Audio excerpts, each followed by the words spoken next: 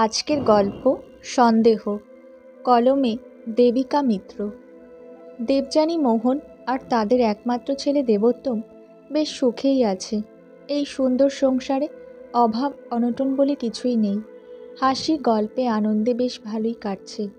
দেবোত্তম ওরফে বাবুন এবার ক্লাস 4-এ উঠেছে। বাবুন পড়াশোনায় খুব ভালো, নিজের পড়া নিজেই করে নেয়। কলকাতার এক নামী স্কুলে পড়ে। এছাড়াও আকাশ এঁকে, বাস্কেটবল খেলে। শান্ত ভদ্র বাচ্চা বলতে যা বোঝায়, বাবুন একদম তার উদাহরণ। মোহন একটা নামী কোম্পানিতে দামি পোস্টে চাকরি করে। মোহনের স্বভাবটাও খুব ভালো, ঠিক ছেলের মতোই। বাড়িতে যতক্ষণ তিনজন একসাথে থাকে ততক্ষণ হাসি খুশিতে মেতে থাকে।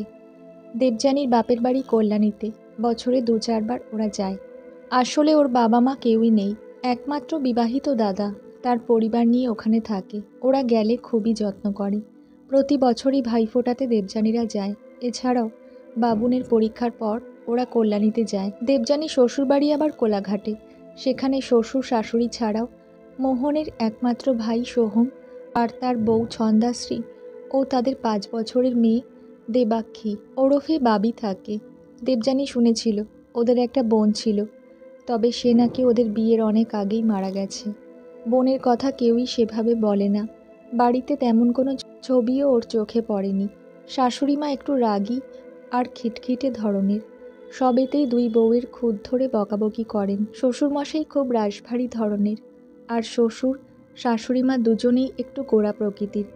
রক্ষণশীল পরিবার বলতে যা বোঝায়, এই ব্যানার্জি পরিবার ঠিক তাই। এখনও আমিষ নিরামিষ মানা হয়, বার ব্রত সব কিছুই শাশুড়িমা পালন করেন খুবই নিষ্ঠা সহকারে।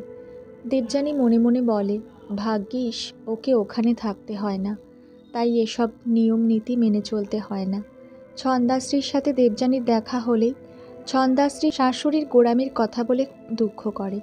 মোহন কর্মসূত্রে কলকাতায় পরিবার নিয়ে থাকলেও 2-1 দিনের ছুটি পেলেই কোলাঘাটে চলে যায়। ওদের দুই ভাইয়ের খুব ভাব।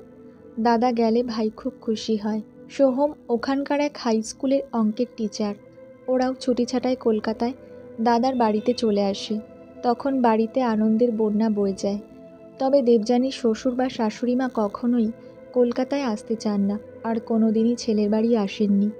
বাবুনের এবছর বার্ষিক পরীক্ষা শেষ হওয়ার পর ওরা কল্যাণীতে না গিয়ে কোলাঘাটে যায়, কারণ বাবির 5 বছরের জন্মদিনটা খুব বড় করে পালন করা হবে। তাই জন্মদিনের অনুষ্ঠান শেষ হয়ে যাওয়ার পরও ওরা ওখানে বেশ কয়েকদিন কাটিয়ে বাড়ি ফেরে। আবার নিত্যদিনের রুটিন চালু হয়ে যায়। বাবুনের রেজাল্ট বেরিয়ে যায় এবং স্কুলও খুলে যায়। পড়াশোনা নিয়ে বাবুন ব্যস্ত, মোহন অফিস নিয়ে, আর দেবযানী সংসার নিয়ে। আজ কয়েকদিন ধরে মোহনকে যেন কেমন অন্যমনস্ক লাগছে। ওদের তেমনভাবে সময় দিচ্ছে না। মাঝে মাঝে বাড়ি থেকে বেরিয়ে যায়, দেরি করে বাড়ি ফেরে। দেবযানী কিছু জিজ্ঞেস করলে রাগ করে। দেবযানী অনেকবার জানতে চায় অফিসে কিছু হলো কি না। মোহন বলে, না কিছু হয়নি। বাবুনের সাথেও তেমনভাবে কথা বলে না। দিনে দিনে ওদের সাথে মোহনের দূরত্ব যেন বেড়ে যাচ্ছে। সুখের সংসারে যেন অসুখ ঢুকেছে। মোহন মাঝে মাঝে ফোনে কার সাথে যেন কথা বলে ফিস ফিস করে। দেবযানী কাছে গেলেই ফোন কেটে দিয়ে গম্ভীর স্বরে বলে, এখানে কি চাই? আমাকে বাড়িতে কি একদণ্ড শান্তিতে থাকতে দেবে না নাকি? দিনে দিনে দেবযানীর সন্দেহ জাগে। মোহন কার সাথে ফিসফিস করে কথা বলে, কি বলে, কিছুই শুনতে পায় না দেবযানী। আগে মোহন অফিস থেকে বাড়ি ফিরে আর বাড়ি থেকে বেরোতে চাইতো না। এখন বাড়ি ফিরে একটু কিছু খেয়েই বেরিয়ে যায়। কোথায় যাচ্ছে জানতে চাইলে মোহন কথায় সাড়া না দিয়েই চলে যায়। আজ বিকালে বাবুনের টিউশন আছে। বাবুন স্কুল থেকে ফিরেই পড়তে চলে যায়। ও টিউশনে একা যায়, তবে মোহন অফিস থেকে ফেরার সময় ওকে নিয়ে আসে। আজ কয়েকদিন ধরে মোহন আর ওকে আনতে যাচ্ছে না। বাবুনকে বলে দিয়েছে, আমি আর যাব না, তুমি বড় হয়ে গেছো, এবার থেকে একা একা চলে আসবে। বাবুন আবার কুকুর দেখলে খুব ভয় পায়, তাই সন্ধ্যা হয়ে গেলে ও একা একা বাড়ি আসতে চায় না, কারণ ওখানে অনেক কুকুর থাকে। এখন দেবযানী যায় ওকে আনতে। মোহন অফিস থেকে এখনও ফেরেনি। এদিকে বাবুনকে আনতে যাওয়ার সময় হয়েছে, তাই দেবযানী বাড়িতে চাবি লাগিয়ে বাবুনকে আনতে চলে যায়। এখানকার এই রাস্তাটা বেশ অন্ধকার, রাস্তার লাইটগুলো জ্বলছে না। হঠাৎ একটা গাছের আড়ালে একজন ছেলে আর একজন মেয়েকে দাঁড়িয়ে থাকতে দেখে আর মনে হচ্ছে ছেলেটা মেয়েটার চোখ মুছিয়ে দিচ্ছে। দেবযানী মনে মনে ভাবে, আজকাল কী সব হচ্ছে, লজ্জা ভয় বলতে কিচ্ছু নেই। একটু কাছাকাছি গিয়ে দেখে মোহন, আর সে মেয়েটার চোখ মুছিয়ে দিচ্ছে। দেবযানীর পা আর চলছে না, কাছে গিয়ে দেখতেও পারছে না। লজ্জা আর ঘেন্নায় মরে যেতে ইচ্ছে করছে, কান্নায় বুক ফেটে যাচ্ছে। সব কিছু সামলে নিয়ে দেবযানী ছেলেকে নিয়ে বাড়ি ফিরে আসে। বাড়ি এসে দেখে মোহন অন্য চাবি দিয়ে ঘর খুলে ঘরে ঢুকেছে আর বাথরুমে স্নান করছে। দেবযানী মুখ গম্ভীর করে ঘরের কাজকর্ম করে, দুজনকেই খেতে দেয়, কিন্তু মুখে কোনো সাড়া শব্দ নেই। বাবুন বুঝতে পারে না মায়ের কি হলো। ভয়ে বাবুন চুপচাপ খেয়ে উঠে যায় এবং নিজের ঘরে পড়তে বসে যায়। মোহন এখন বাড়িতে দরকার ছাড়া বেশি কথাও বলে না, সব সময় গম্ভীর হয়ে থাকে। আজ বাবুন আর মোহন খেতে বসে, কিন্তু দেবযানী ওদের সাথে খেতে বসেনি দেখে মোহন একবারও জিজ্ঞেস করেনি কেন দেবযানী ওদের সাথে খেতে বসলো না। দিব্যি নিজের মতো খেয়ে বিছানায় গিয়ে শুয়ে ঘুমিয়ে পড়ে। মোহনের ব্যবহারে দেবযানী খুব কষ্ট পায়, কিন্তু মুখ বুজে কষ্ট সহ্য করে। মনে ভাবে আরও কিছুদিন মোহনকে ফলো করে তবেই ব্যবস্থা নেবে। পরের দিন মোহন অফিস থেকে ফিরে ফ্রেশ হয়ে আবার বেরিয়ে যাওয়ার পর দেবযানী ওকে ফলো করে দেখে যে সেই গাছতলাতেই মোহন গেছে এবং মেয়েটিও ওখানে দাঁড়িয়েই আছে। মোহন মেয়েটির হাতে মনে হয় টাকা দিল আর একটা প্যাকেটে করে কিছু দিল। মেয়েটার মাথায় চুম্বন এঁকে দিয়ে বুকে জড়িয়ে ধরল। তারপর কী সব কথা বলে মেয়েটা চলে গেল আর মোহনও বাড়ির পথ ধরল। আজও দেবযানী মোহন বাড়ি ফেরার আগে বাড়ি ফিরে নিজের কাজকর্ম করতে থাকলো আর আড়ালে একটু কেঁদে নিল। মনটা ভারাক্রান্ত হয়ে আছে, কিছুই কাজ করতে ইচ্ছে করছে না। মোহন যে এমন একটা নোংরা খেলায় মারতে পারে দেবযানী সেটা কল্পনাও করতে পারেনি। এখনও নিজের চোখকে বিশ্বাস করতে পারছে না। এইভাবে ওকে ফলো করে করে দেবযানী দেখতে থাকে মেয়েটাকে কি দেয়, কি করে ইত্যাদি। একদিন দেখে মেয়েটাকে মোহন জামা কাপড় সমেত একটা ব্যাগ দেয় আর আরও একটা ব্যাগে মনে হয় বাজার আছে, সেটা দেয়। সেদিন দেবযানীর খুব রাগ হয়, কারণ মোহন কোনো দিনই বাড়ির জন্য বাজার করেনি। আর দেবযানী বলে ওই কাজটা আমার দ্বারা হবে না, অথচ আজ সেই বাজার করে মেয়েটিকে দিল। দেবযানী বলে না, আর সহ্য করা যাচ্ছে না, এবার এর একটা ফয়সালা করতেই হবে। পরের দিন মোহন অফিস চলে যাওয়ার পর ছন্দাশ্রীকে ফোন করে জানতে চায় ভাই মানে দেওর সোহম আছে কিনা। সোহমকে মোহন ভাই বলে ডাকে, তাই দেবযানীও ভাই বলে ডাকে। সোহমের সেদিন ছুটি ছিল, তাই বাড়িতেই ছিল। সোহমকে দেবযানী সব কথা জানায় এবং বলে তুমি আজই চলে এসো। দেবযানী সব কথা বলতে বলতে কান্নায় ভেঙে পড়ে। সোহম বিশ্বাসই করতে পারছে না দাদাভাই এটা করতে পারে। সোহম বৌমণি মানে দেবযানীকে বলে কেঁদো না বৌমণি, আমি আজই যাচ্ছি। বিকেলবেলাতেই সোহম আর ছন্দাশ্রী তাদের মেয়ে বাবিকে নিয়ে দেবযানীর বাড়িতে হাজির। দেবযানী ওদের দেখে কান্নাকাটি করে। বাবুন স্কুলে গেছে আর মোহন অফিসে।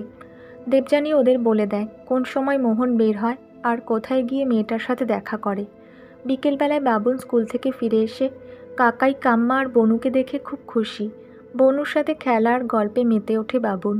সন্ধ্যার একটু পরেই মোহন অফিস থেকে ফিরে ওদের দেখে খুব খুশি হয়।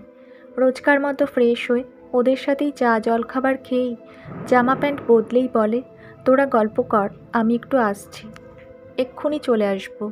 সোহমরা তো এটাই চাইছিল। মোহনের পিছু নিয়ে সোহম দেখে সত্যি সত্যি বৌমণির কথা মিলে যাচ্ছে, কিন্তু মেয়েটাকে অন্ধকারে ঠিকমতো দেখা যাচ্ছে না, তবে অবয়বটা দেখে খুবই চেনা চেনা লাগছে। এবার আড়াল থেকে সোহম সোজা ওদের মুখোমুখি হতেই চমকে ওঠে। এ কে? এ যে আমাদের একমাত্র বোন সোনাই। ওদের কিছু বলার আগেই সোহম সোনাই বলে ডেকে বোনকে জড়িয়ে ধরে।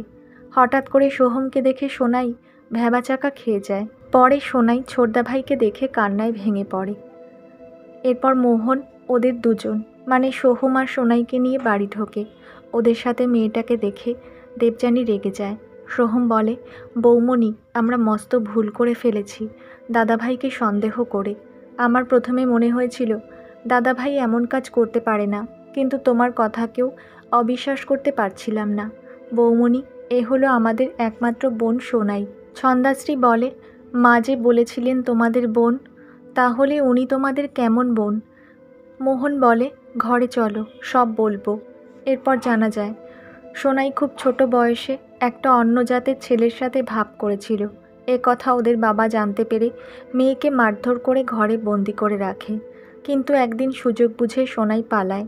এবং ছেলেটা মানে মনোময় ওকে নিয়ে গিয়ে মন্দিরে বিয়ে করে। পরে একদিন ওরা বাড়ি এসেছিল, কিন্তু ওদের মেরে তাড়িয়ে দেন সোহম আর মোহনের বাবা। তখন দু ভাই পড়াশোনা করছে, আর বাবার মুখের উপর কথা বলার সাহস তাদের ছিল না, তাই মুখ বুজে বাবার গোঁড়ামিকে মেনে নিয়েছিল। ওদের মা খুব কান্নাকাটি করছিলেন।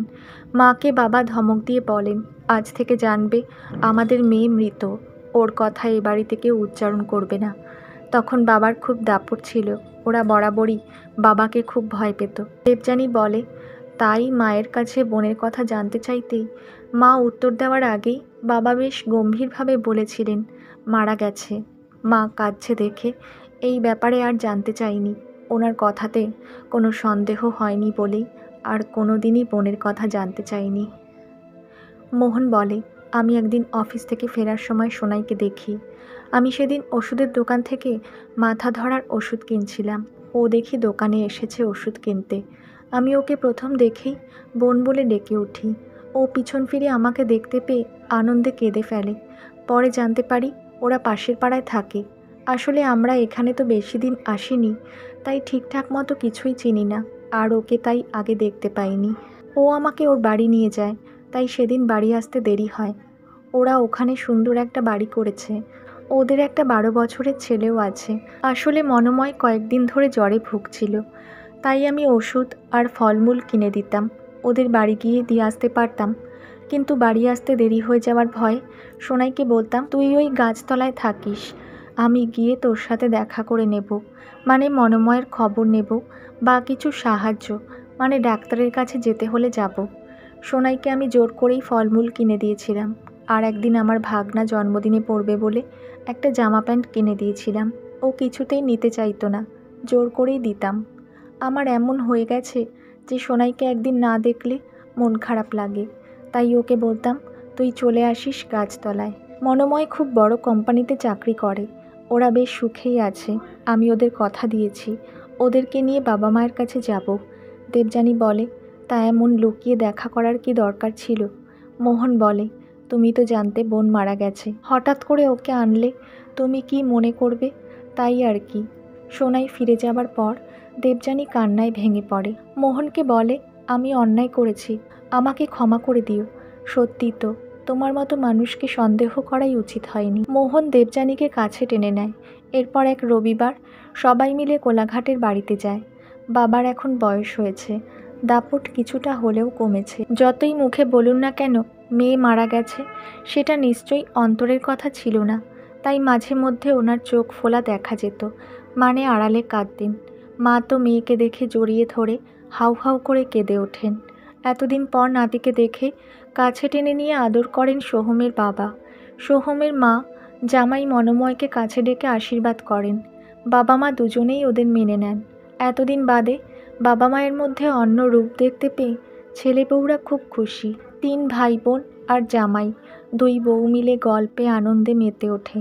বাবি আর বাবুন ওদের তাতাই দাদাকে পেয়ে খুব খুশি। বাড়িটা আবার আনন্দে ঝলমল করে ওঠে। সন্দেহ মানুষের অনেক ক্ষতি করে।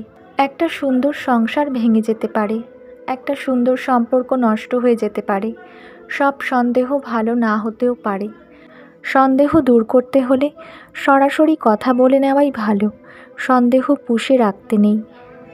গল্পটা কেমন লাগলো একটা কমেন্ট করে জানাবেন। যদি ভালো লাগে তাহলে প্লিজ আমার চ্যানেলটা সাবস্ক্রাইব করে আমার পাশে থাকবেন। ধন্যবাদ।